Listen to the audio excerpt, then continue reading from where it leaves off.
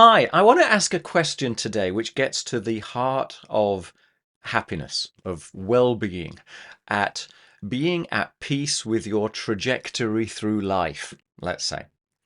And my question for you is pretty simple, really. So my question is, have you found yourself asking, is this it? You know, is this as good as it gets, as Jack Nicholson said? Where's my passion? Where's my mojo? Where am I heading? Or even worse, with a sort of a growing sense of panic, where am I heading? Or is that where I'm heading? Because I think a lot of people, and this certainly relates to me, don't necessarily ask themselves what it is that they want.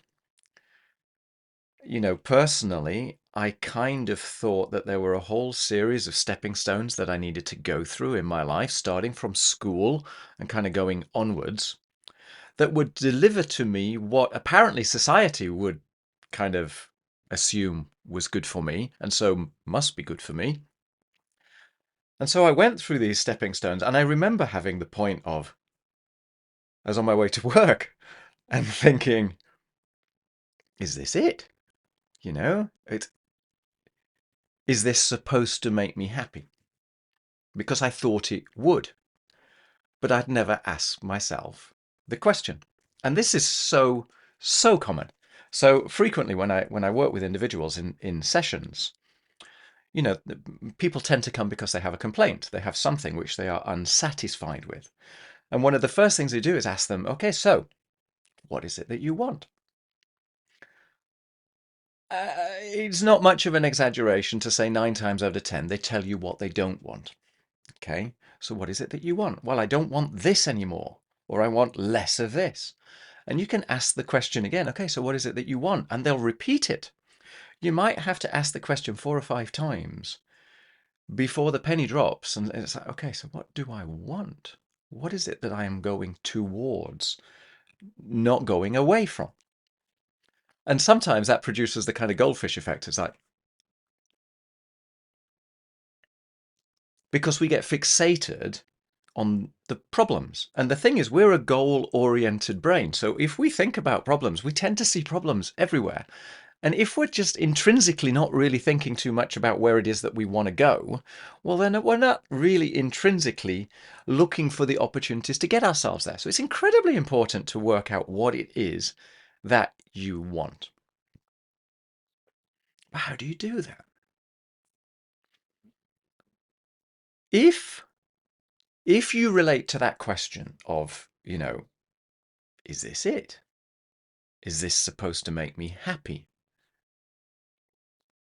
If so, where's my drive? Where's my passion? Where is my direction in life? If that is missing,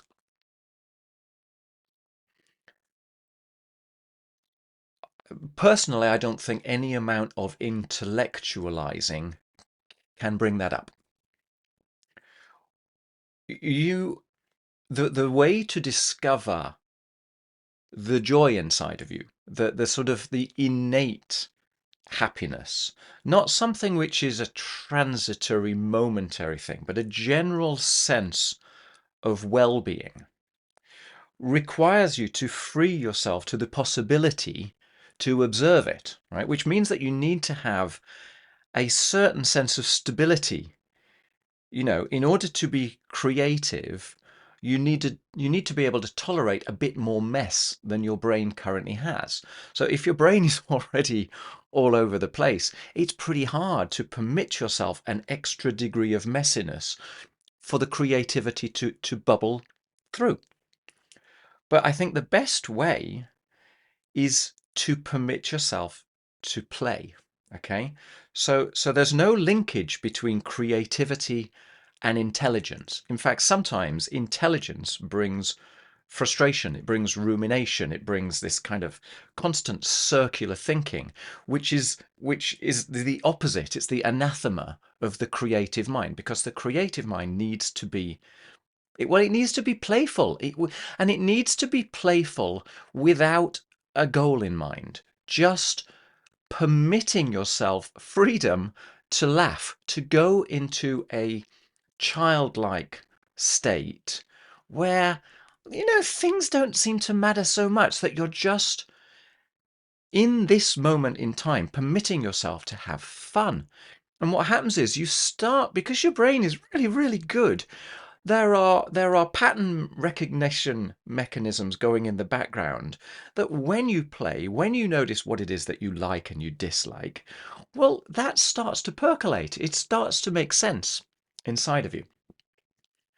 So how do you get the clean mind? How do you permit yourself a state of stability so that it's all right to give yourself time to play, that it's all right to give yourself time to be creative, so that it's all right to free yourself to be yourself? Yeah. And this is where people go down the rabbit warren of, well, we need to meditate, we need to uh, do breathing exercises, all this kind of stuff, which has its place, but it is not number one.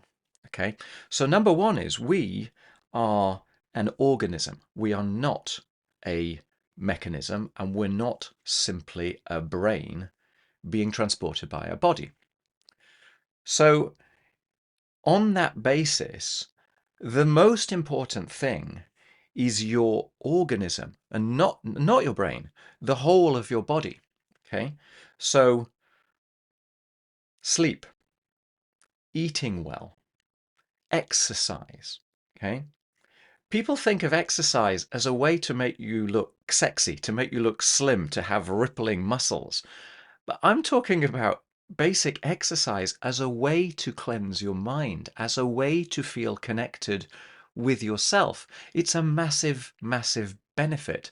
I reckon your relationship with your body and having a good, well rested, well fed, you know, hormones and chemicals imbalance system is probably two-thirds, three-quarters of the whole story. It's only once that is in place that you can consider the other elements. Okay. So having done that, I would say probably the second element is still not, what you would consider to be mental health. It's your place in society. And how do you discover your place in society? Through your relationships with individuals, with other people. And so when you're well exercised, when you're well rested, when you're well fed, when your body is working, based around your age and your talents and your physiology and so on. I'm not saying you need to scream for the ceiling, but to be in a fit, well state, then the next thing is to tackle your relationships. And the way to do that is to communicate with other people. When someone is lacking in mojo, when they are questioning their place, their motivations, what it is to be happy, where they are heading. We're not quite into depression territory, but we're certainly on the cusp of questioning what it is to be an individual. There is a tendency to withdraw, to step back from society, to internalize, to introvert. And that detaches you further from society. So what I'm saying is that it's actually extremely useful to engage with society. It doesn't even matter if the people that you're engaging with, whether you get on with them or not. Even if you just meet someone that is unknown to you, or have a coffee or have a lunch or something, in a way, that individual represents all of humanity. It represents everybody. And so you're discovering things. Even if you have a closed mind when you go through that process, you can't fail to be affected by other people communicating, relating with you, and you relating with them. Once you kind of got those two in order, then you can start to tackle the self-learning, self-improvement aspects of mental hygiene let's say, the stoical, considered life, the meditation, the breathing exercises, the self-hypnosis. So does that make sense? Yeah, what I'm talking about here is your physiology is number one. It's by far and away the most important. If you're not sleeping well, if you're not eating well, if you're not using your body, well, then it's very, very hard for you to find a place in your mind where you can consider meditation, right? Because your brain is fizzing. There's too much going on, and it's kind of banging against itself. For me, possibly the most therapeutic thing I can possibly do is to go for a run. When I come back from a run, I am filled with ideas. I am filled with clean, hygienic, singular thoughts. It is an act of meditation in itself. And so I've got a notepad by the door. So I come in and I scribble things down straight away because it's a way of freeing myself from the day-to-day chatter, and all of this extraordinary creativity comes up in that process. So if you can get to that point, okay, so you're on level 3, you are into self-discovery, self-learning, self-questioning. What do you do at that point? And there are many, many different ways that you can do this. One of the ones that personally I find very useful is to look at your core needs and your core values. When are the times that you feel a sense of injustice, where something isn't fair? Because that is a huge pointer towards one of your core values. When are the times when you feel at home, when you just feel like you? Because that is a pointer to you being in alignment with your values. And as you're doing this, accept the fact that there's a monkey on your shoulder, a sort of an innate pessimist, an innate risk manager, who's probably giving you a sort of a story which it thinks is protective of don't try that because you might fail, or that'll never work for you, or something like that. It's just your internal self-preservation mechanism. Just permit it to be. You can't kill it. You can't get rid of it. It's just part of you. But I think it's important to place that part of you into perspective so that you can permit yourself to play, so that you can free yourself to just go with something which is new. Because the way that you discover if this is it and what this is and where your direction lies is by doing different things, permitting yourself to do different things and discovering new things as a result. Now, let's talk about man's search for meaning. Let's talk about Viktor Frankl. Let's talk about Edith Eger and the choice. Let's talk about our sense of our own thoughts, our perceptions of what is right, wrong, good, bad, safe, risky. Okay? If you haven't read Man's Search for Meaning, it's an extraordinary explanation of how we bring meaning, we choose meaning, and we label our experiences by it. And obviously that book, well, I shouldn't say obviously if you haven't read it, but that book is about his experiences in concentration camps where many, many people would literally lose the will to live. And he discovered meaning in the most horrific experiences. He found ways to harness the power of his mind that got him through those experiences. And the book is an extraordinary way of explaining how you, me, anybody can learn from what he came to understand to actually find a sense of meaning, a sense even of joy, of relevance, of power in circumstances that it would be very, very easy to label in another way. And the reason why this is so important is because we are constantly labeling our experience. So the experience in itself is neutral. The thoughts that we have, difficult though it might be to chew on at the first moment, those thoughts are neutral. What is not neutral is the label that we attach to them. And it is the label that defines whether we are having a satisfactory experience or not. So this is supremely important, okay? So it's not the thought itself, it's our perception of that. It's the way that we interpret that that drives whether we think we're having a good time or a bad time. And that perception, much of the time, is based upon our expectations. So if we're expecting to have an exciting time, we tend to notice things and label them accordingly. If we're expecting to have a rotten time, we tend to notice things and equally label them accordingly. And so there is a storytelling mechanism inside of our head which is impacting upon a set of experiences which, whether, from a purely robotic point of view, you might be able to consider being, I don't know, good, bad, or fun or not fun.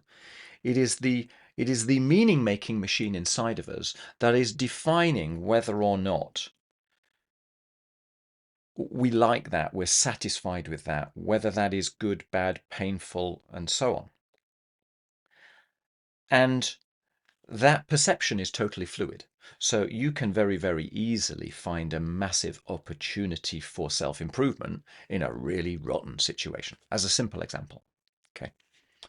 So there's lots of ways of considering what it is about this question inside of you of, well, is this it?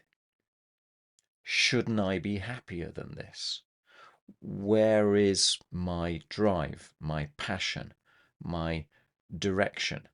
Am I just heading on my way to retirement? Am I just basically here for death and taxes? What am I going to do with this moment, which is never coming again? And the risk manager that sat on your shoulder is trying as hard as he can to get you to continue doing what you did yesterday, because that's predictable. One of the driving forces is to maintain consistent with how we were yesterday. Because if we do something different, if we think something different, or God forbid, if we say something different, well, then people are going to judge us for that. And that's risky. That risks ostracization. Yeah, it risks being sent into exile by the people that we hold dear, that become part of our safety net. So it's a scary thing to step outside of that. But this risk manager, he's based around the stories which we have come to conclude we are today. So the risk manager is part of the system that we're questioning. So it's okay to have the risk manager, but you have to accept that he is trapped within the system of the stories of everything that we have come to learn that we are in this moment, that we are trying to kick against somehow without rocking the boat too much. So where do you come out of all of that?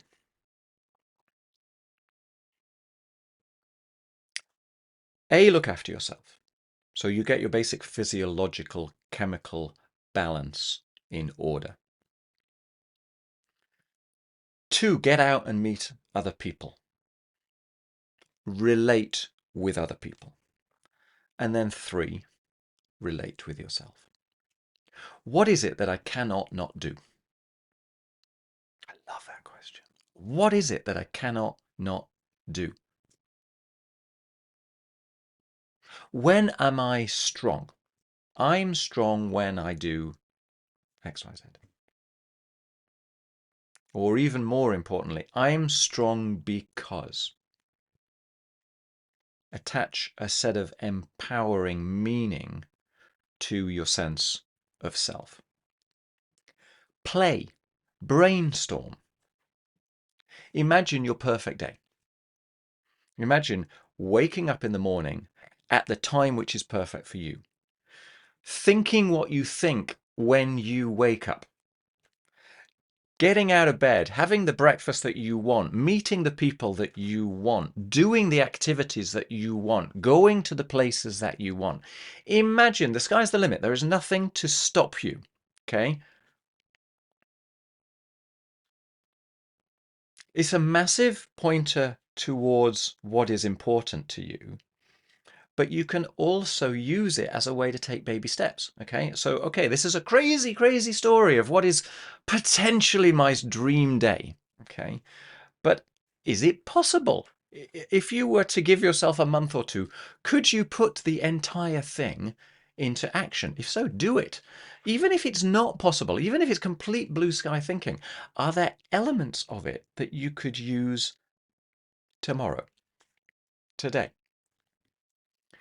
Because what you're doing is giving yourself permission to free yourself to go in the direction that might feel more like you. To discover the path of least resistance might be another way to describe it. To allow yourself to exist more fully inside your skin. To relate with everything around you. And to be open-minded enough to do something different, no matter how small, and to see how that pans out. Because when you free your mind to play, to be creative, whatever that means to you, to discover, you end up discovering when and where you are in alignment with those things which are most important to you. You know, the reason why it's useful to consider those moments of injustice or those moments of flow is that you can then start to take a good, hard, cold look at your life, at the aspects of your life, and see which ones are in alignment with that and which ones are way off kilter, you know?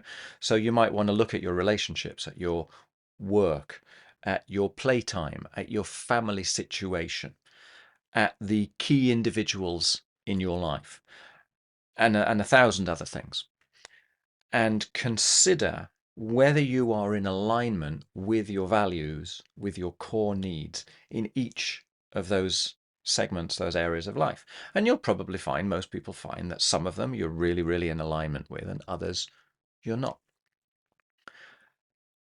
When you're doing all of this, what you're doing is you are giving your intuition a bit of a encouragement. You're giving it a space to speak to you. Now, what I call intuition, you might want to call your subconscious. Okay. But for me, what's most important about it is that it is a voice which speaks fairly quietly. It's a voice that when it comes up, your chattering mind instantly feels the need to edit it. If you notice that, that's gold dust. So when you permit yourself, when you free your mind to discover the things that are not immediately in front of your nose, with a sense of curiosity, with a sense of play, with no particular goal in mind, but just an open-minded freedom, that's where your mojo comes from. That's where you discover inner, deep meaning. That's where you find the hooks that you can hang your sense of reality upon. That's where you find the methods and the mechanisms by which you can relate to other people. And from all of that comes this massive sense of self-security, of, I don't know, inner wisdom, maybe you want to call it, of serenity, of peace, but also of power, because you know where your compass lies. And so you can go forward in directions which are slightly unfamiliar but feel important. Knowing that you can trust yourself, knowing that this intuition, that this voice, no matter how quiet, is there and is available to be listened to. So then you have your intellect and you have your intuition, and you can bring them both to bear in different circumstances. And so that you end up with a truly, truly course correcting, creative existence.